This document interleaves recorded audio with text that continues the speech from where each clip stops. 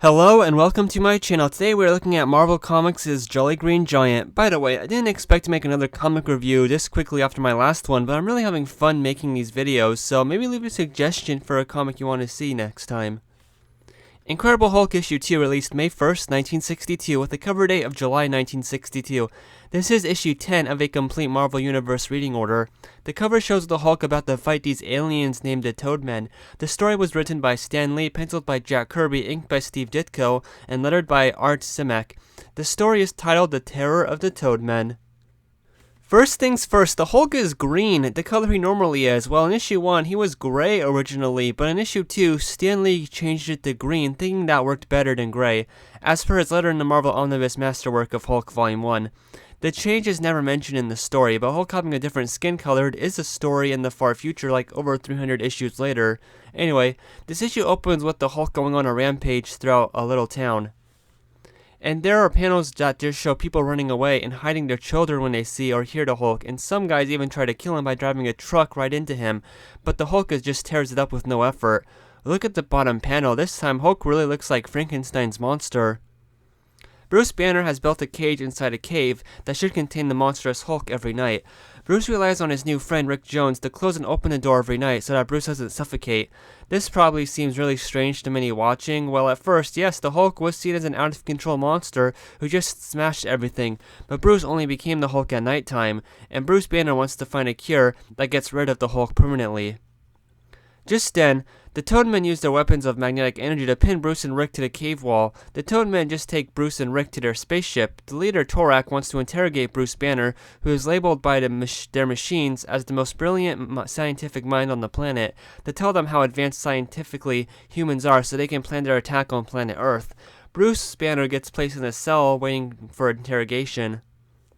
Well, when the spaceship goes to the dark side of Earth, the Hulk emerges. Hulk, not remembering anything from when he was Bruce Banner, just breaks out of his holding and starts fighting the alien henchmen. Yeah, right now, the transformation of Bruce Banner to Hulk was not because of him being angry or stressed. It was just a simple night and day. At nighttime, he became the Hulk. While that's going on, the military, led by General Thunderbolt Ross, spot the spacecraft and shoot it down with missiles. It lands on Earth, and Bruce Banner, because he's on the light side of Earth now, emerges and is accused of being a traitor trying to attack the country. This story is told split up into separate parts, but it's all one long story. I, for one, don't really like that they separate like every 5 pages with a giant header saying Part 1, Part 2, etc. This story is a lot more about Bruce Banner and Rick Jones going through their day with the threat of the Hulk than the Hulk fighting the Toadmen. Just one example of the Hulk being more monstrous is when he is just swatting away Rick Jones and the army all climbing on top of him, and then the Hulk kidnaps Betty Brant. It's not confirmed that Hulk did that because of Banner and her being friendly with each other. An example, Betty always is sticking up for Bruce against her father's insults to him. When Hulk takes Betty, he goes to Bruce Banner's lab with her. It looks like he's about to kill Rick Jones when he rushes in, until the movement of the moon shakes the ground up underneath them, and the moon is moving because the Toadmen are using magnets to have the moon crash into Earth. Anyway, thanks to earthquakes, the Hulk falls backwards, hitting his head, knocking him out until the morning, and of course, by that time, he's Bruce Banner again. My favorite thing about this story is Bruce Banner being the hero, saving the day instead of the Hulk, just like he did in issue 1. After this, I thought that was going to happen every time in the original first 6 Hulk issues. Bruce created, the way Bruce saves the day here is he created this gamma gun in the past and hits the Toadman space fleet with it, and it sends the whole fleet flying backwards out of control into space for all of eternity. It did surprise me that Bruce Banner was the one to save the day at the end of this comic. For saving the world, Bruce is cleared of all charges, but General Ross still has suspicions about Bruce and the Hulk being connected, despite his daughter trying to convince him otherwise. Let's talk more about this unusual writing for the Hulk. Here, after he breaks out, he takes control of the ship, sees their weaponry, and thinks about killing all of mankind, becoming the hunter instead of the hunted. Pure supervillain talk right here. We don't know if he was actually going to try it, because just then the spaceship gets shot down by General Ross.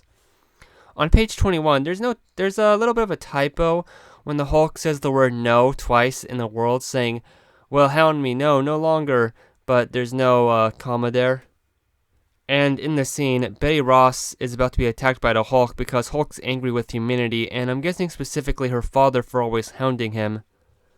Yeah, Hulk is definitely more treated as a villain, the farthest thing from a hero here. He's fighting the military, destroying public property, kidnapping people. He doesn't even stop the threat to Earth at the end, his alter ego, Bruce Banner, did.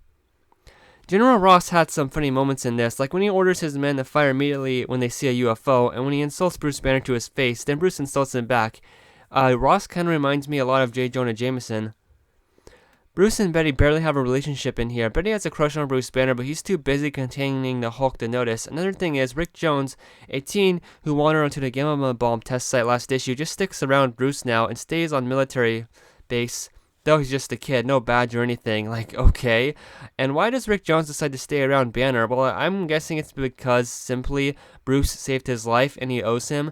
Because his life being saved, that same action caused Bruce to get hit with a load of gamma radiation, giving him a mean green alter ego.